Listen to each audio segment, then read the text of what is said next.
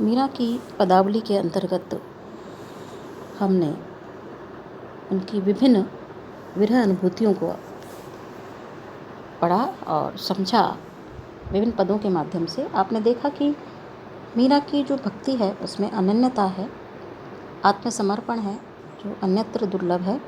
मीरा के अधिकांश पद जो है विरह निवेदन के पद हैं। विनय भावना के पद भी उनकी पदावली में हमें देखने को मिलते हैं और उनके जो विरह निवेदन के पद हैं वो मीरा की भक्ति भावना के प्राण हैं। कृष्ण से उनका अटल प्रेम है। मीरा के प्रभु गिरधर नागर प्रभु अविनाशी हैं। इस प्रकार से मीरा के पदों में हमें विभिन्न भावों की छवियाँ दिखाई देती है। प्रकृति को मीरा ने अपने भावों के आलंबन के रूप में चित्रित किया है, जैसे घनघोर घटाएं, घोर वर्षा, चातक पुकार आदि। ये सभी हमें उनके पदों में दिखाई देते हैं। आज हम इसी प्रकार विरह वेदना और एक आत्मनिवेदन का पद हम पढ़ेंगे। मारो जन्म जन्म रो साथी, थाने ना बिसराया दिन राती, था देखा बिन कल न पड़त, जाने मारी छाती, ऊंचा चढ़ पंथ निहार्या, कलप कलप अखियाँ राती, वो सागर जग बंधन झूठा, झूठा कुलरा न्याती, पल पल थारो रूप निहारो, निरक निरक मधमाती, मीरा के प्रभु गिरधर नागर, हरि चरण चित राती। देखिए वो कहती है कि हे कृष्ण, तुम तो मेरे जन्म जन्म के साथी हो, इसलिए मैं तुम्हें किसी भी समय भूलती नहीं हूँ। और मेरा था देखा बिन कल न पड़त, तुमको देखे बिना मुझे एक पल भी चैन नहीं पड़ता, जाने मारी छाती, ये मेरा हृदय जानता है। मेरा दिल इस बात को जानता है कि तुम्हें देखे बिना मुझे एक भी पल चैन नहीं मिलता है। मैंने तुम्हारी प्रतीक्षा में आतुरता के कारण ऊंचे चढ़ चढ़ करके तुम्हारा रास्ता देखा है, पंथ निहारा है, और तुम्हारे विरह में रो रो करके मेरी आंखें लाल हो गई हैं। कलप कलप कर रो रो करके अखियाँ राती, अखियाँ लाल हो गई हैं। वो सागर जग बंधन झूठा, ये भव सागर, ये संसार रूपी जो सागर है, ये जगत के जितने भी सब बंधन हैं सब झूठे हैं। कुल के और अन्य संबंधी सब कुछ झूठे हैं।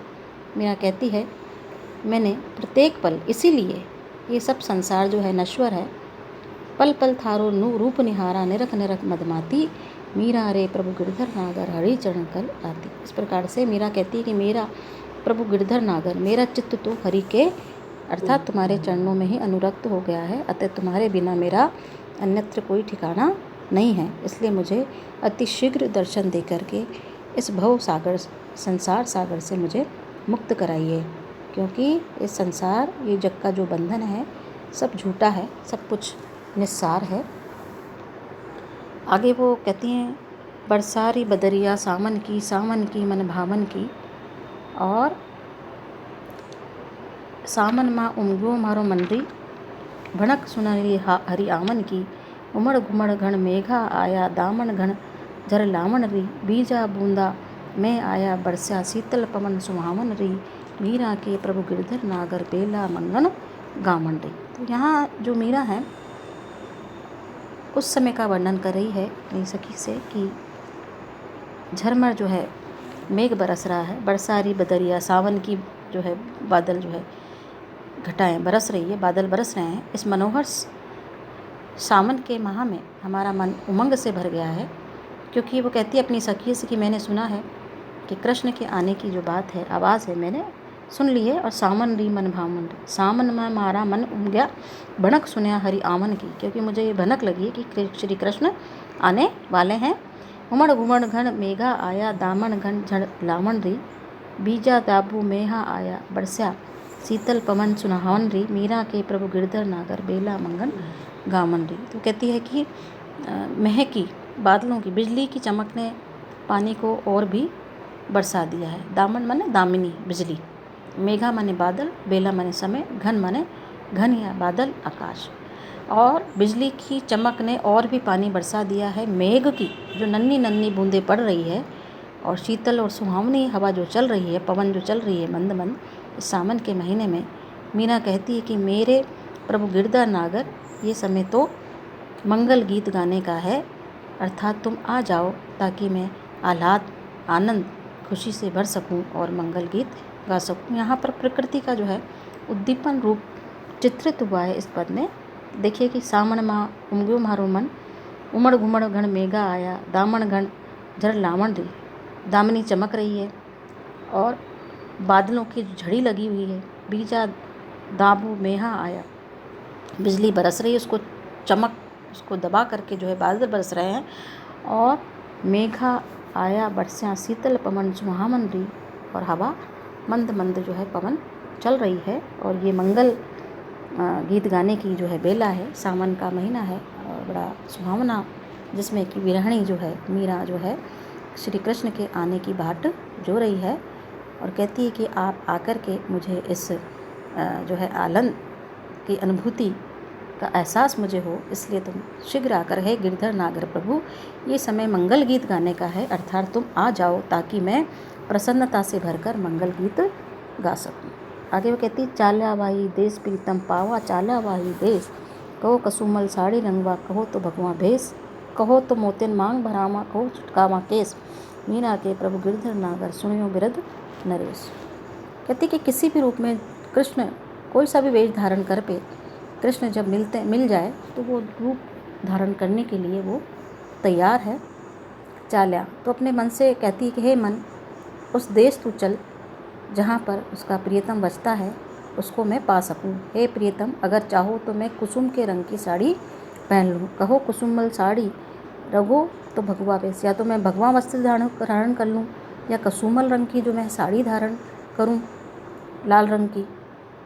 तुम कहो तो मोतियों से मैं मांग भरूं, कहो चटकावा, और कहो तो अपने बालों को बिखेर लूं। मीरा के प्रभु गिरधर नागर सुनियो विरध नरेश। मीरा कहती कि हे प्रभु, हे गिरधर नागर, तुम मेरे हो और हे प्रियतम मेरा यश सुन लीजिए। और वो खुद तो निश्चय नहीं कर पा रही क्योंकि उसको प्रिय से मिलने की इतनी जो है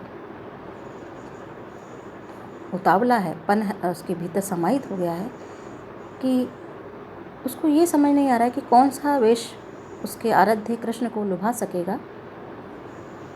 कुसुमल वेश धारण करे या भगवा वेश के वस्त्र पहने, मोतियों से मांग भरे या बालों को बिखराएं, किस रूप में उसका जो सांवरा है प्रभावित होगा और उसे आकर के शीघ्र जो है दर्शन देगा, वो समझ नहीं पा रही है। कहती कि तुम शीघ्र आकर के मेरी विरह वेदना को जो है दूर करो हे कृष्ण, और अति शीघ्र आकर के उसको कहती है कि दर्शन दो, क्योंकि उसका जो मन है वो अत्यंत व्याकुल है। आगे आवत मोरी गलियन में गिरधारी, मैं तो छुप गई लाज की मारी, कुसुमल पाग केसरिया जामा, ऊपर फूल हजारी, मुकुट ऊपर छत्र बिराजे, कुंडल की छवि न्यारी, केसर चीर दराई को लेंगो, ऊपर अंगिया भारी, आवत देख किशन मुरारी, छिप गई राधा प्यारी, मोर मुकुट मनोहर सोहे, नतनी की छवि न्यारी। कहती है मीरा कि जब मैंने अपनी गली में आते हुए कृष्ण मुरारी को देखा तो मैं शर्म से छिप गई। अब यहाँ दो प्रसंग हैं, एक तो कृष्ण और राधा का कि राधा ने कृष्ण को देखा, और यहाँ वो उस अनुभूति को जो है मीरा यहाँ प्रस्तुत कर रही है कि राधा ने क्या किया हुआ है। लाल रंग की तो पगड़ी कृष्ण ने पहनी है, केसरिया रंग का ऊपर हजारों दल के फूल लगाए हुए हैं, उनके मुकुट के ऊपर छत्र शोभायमान था, कुंडल की छवि न्यारी है। और राधा ने क्या पहना हुआ है, केसरिया रंग का चीर पहना हुआ है, लहंगा रेशमी है। इस प्रकार से कृष्ण को जब उसने आते हुए देखा तो राधा प्यारी ने जब देखा, मीरा ये कह रही है कि जब कृष्ण को आते देखा राधा प्यारी ने तो लाज के मारे छिप गई। उसके सिर पर मोर मुकुट का जो है जो शोभायमान था। कहती है कि मीरा अंत में कहती है एक उसी प्रकार की जो परंपरा का निर्वहन इस पद में भी किया है कि वो कहती है कि मीरा कि ऐसे शोभा संपन्न कृष्ण के चरण कमल पर मैं बलिहारी जाती हूँ।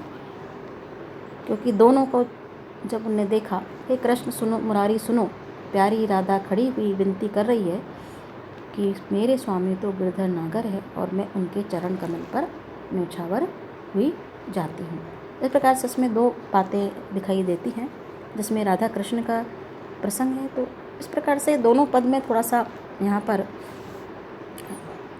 कि भाई ऊपर के पद जो है राधा कृष्ण से कह रही है, कृष्ण राधा से, और उस अनुभूति को मीरा